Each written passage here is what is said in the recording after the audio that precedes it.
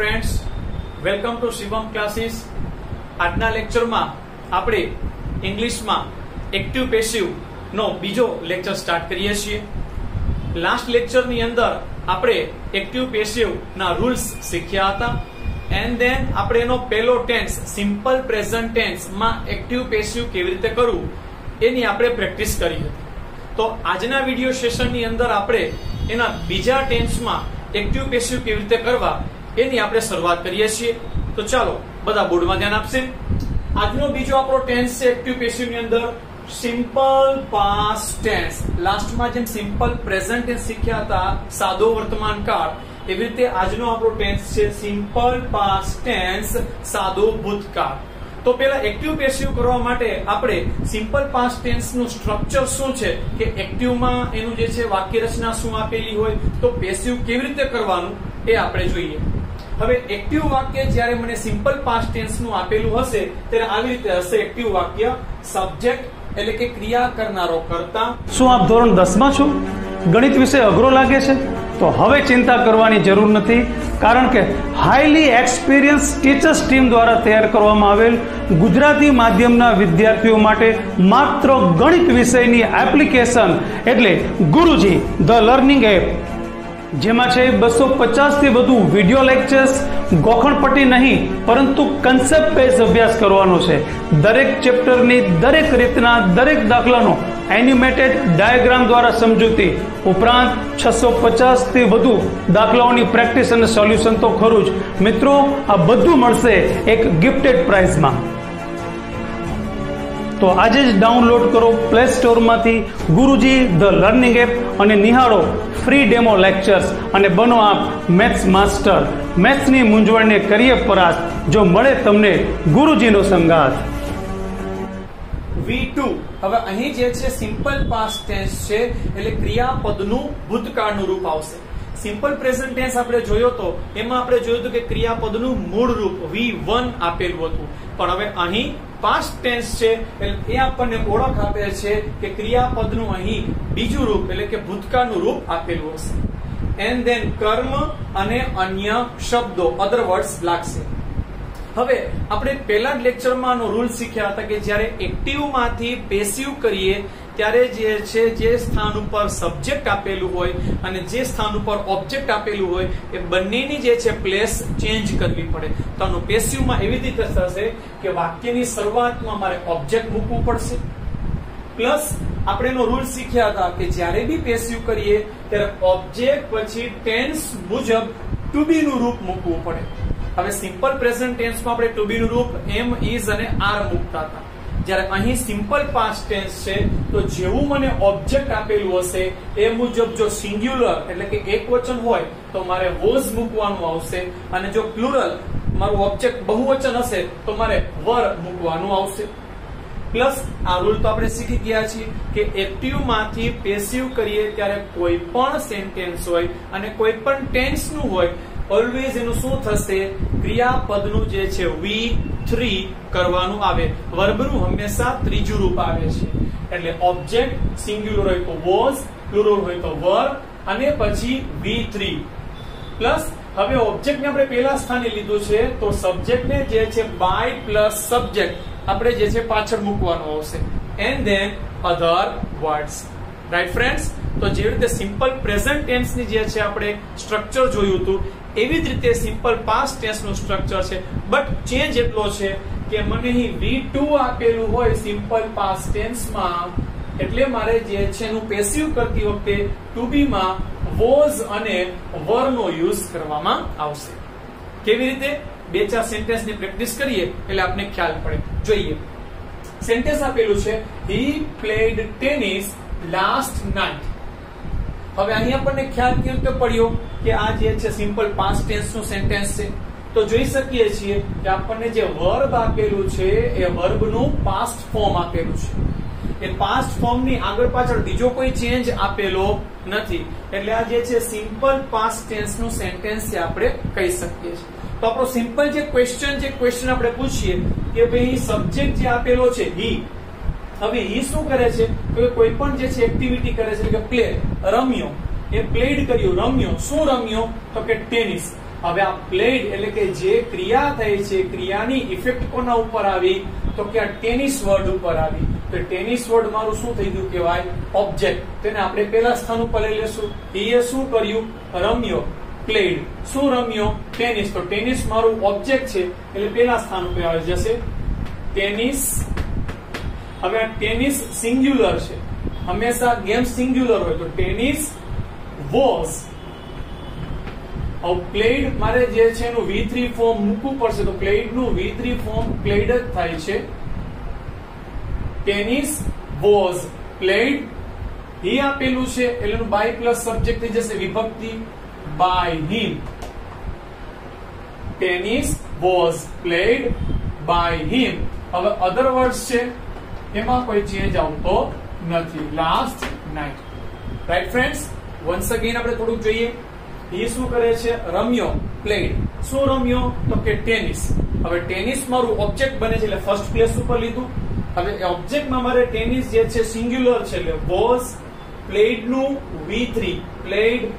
હવે આની મારી વિભક્તિ કરવી પડે એટલે હીનું થઈ જશે બાય હિમ અને અધર વર્ડ્સ લાસ્ટ નાઇટ. રાઈટ? તો સેકન્ડ સેન્ટેન્સ લઈએ. We selected them for the last time.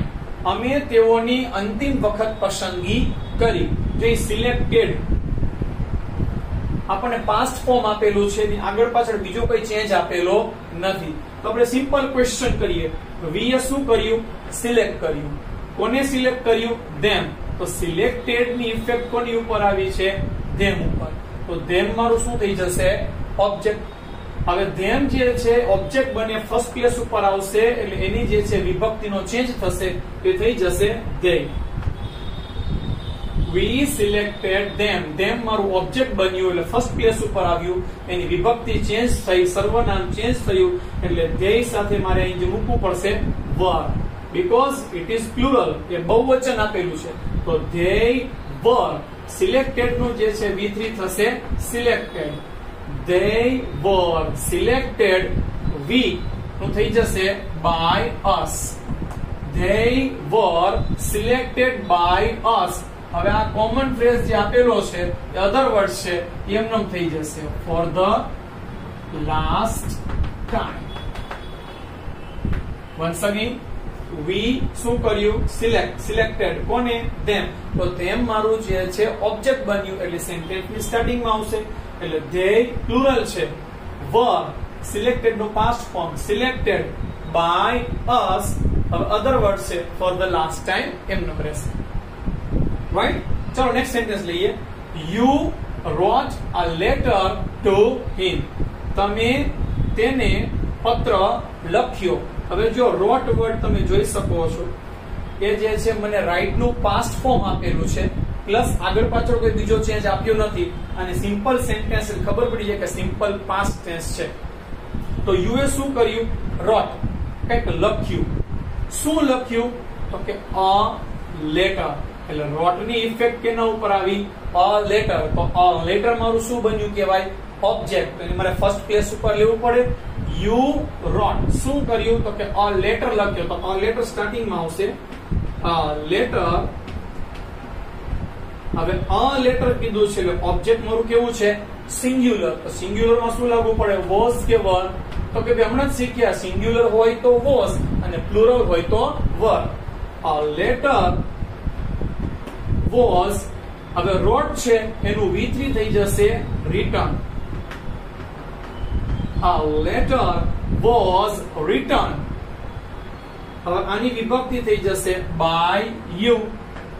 other words એમનો રહેશે to him. right friends, once again, you wrote a letter. a letter મારું ઓબ્જેક્ટ છે એટલે ફર્સ્ટ પ્લેસ ઉપર આવ્યું, કે સિંગ્યુલર છે એટલે was. a letter was. write wrote and V3 written by you to him. right friends? But હવે એક જોવાની વાત છે થર્ડ સેન્ટેન્સમાં. હવે થર્ડ સેન્ટેન્સ છે ને એમાં આપણને બે કર્મ આપેલા છે. અહીં જે છે બે કર્મ વાળું સેન્ટેન્સ છે. એક તો કે a letter એક કર્મ છે, એનાથી આપણે સેન્ટેન્સ બનાવ્યું. એન્ડ ધેન મને આપેલું છે to him. તો એ મારું બીજું કર્મ છે. તો તમે આનાથી પણ સેન્ટેન્સ બનાવી શકો છો.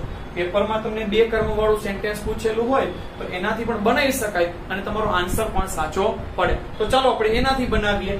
હવે હિમ છે, ઓબ્વિયસ છે, ફર્સ્ટ પ્લેસ ઉપર હતું હી, તો આપણે જે છે ને વિભક્તિ થઈ તો શું થયું હતું? હિમ. અહીં જે છે એ ઓબ્જેક્ટ ના સ્થાને છે હિમ. હવે એની વિભક્તિ કરીએ તો આગળ અહીં શું થઈ જશે? હી. હી. હવે સિંગ્યુલર છે તો સિંગ્યુલર સાથે શું લાગુ પડે? વોઝ કે વર? તો કે was. He was.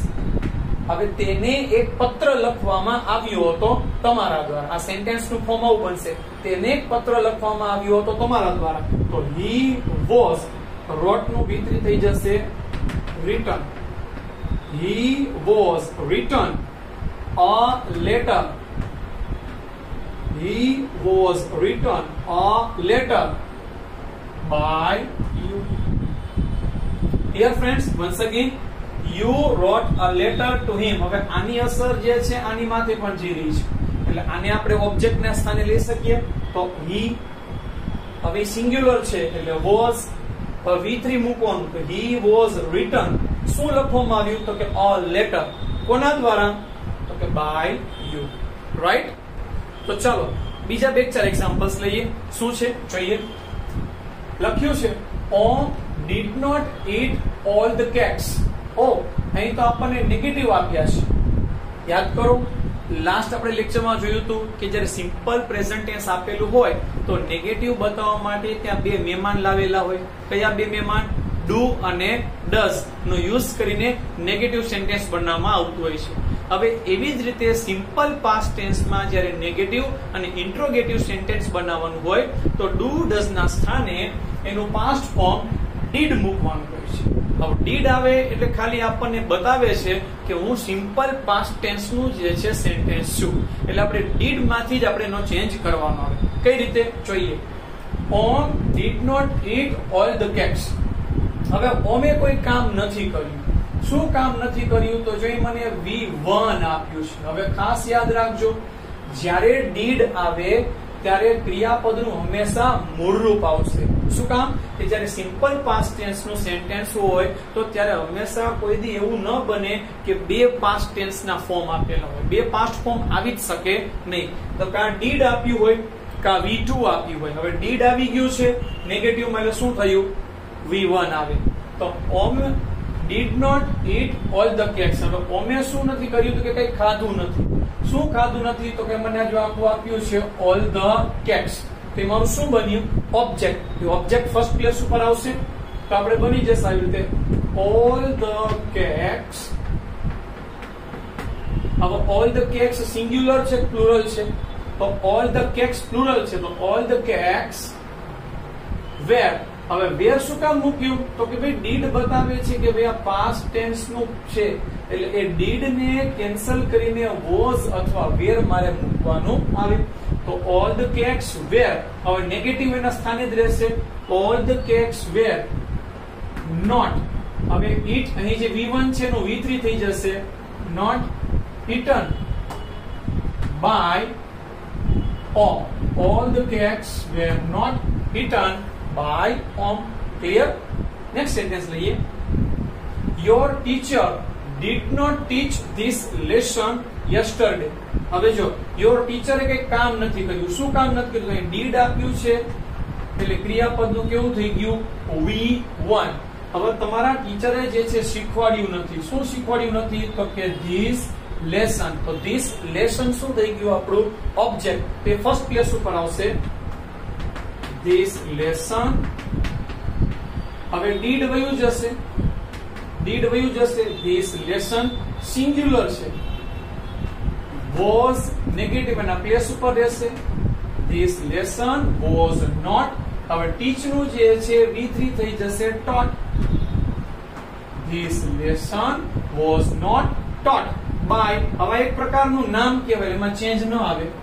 by your teacher. Dear friends, તો જો નેગેટિવ આપેલા હોય ડીડ કરીને તો પણ કેવી રીતે કરવાનો પણ ખબર પડે કે નેગેટિવ માં ખાલી ડીડ ને કાઢી નાખવાનું છે, એના પ્લેસ ઉપર મારે ટીબી ના ફોર્મ મૂકવાના રહેશે. લાસ્ટ સેન્ટેન્સ લઈએ આજનું. રાજ sent 2 poems last week. રાજે લાસ્ટ વીકમાં 2 પોયમ ગાઈ.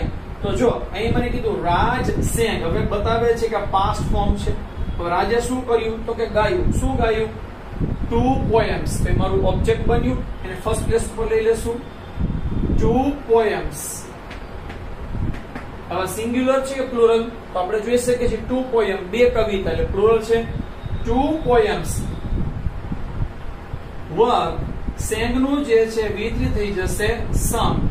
2 poems were sung by Raj. अब other words सेम રહેશે last week. Right friends? Clear?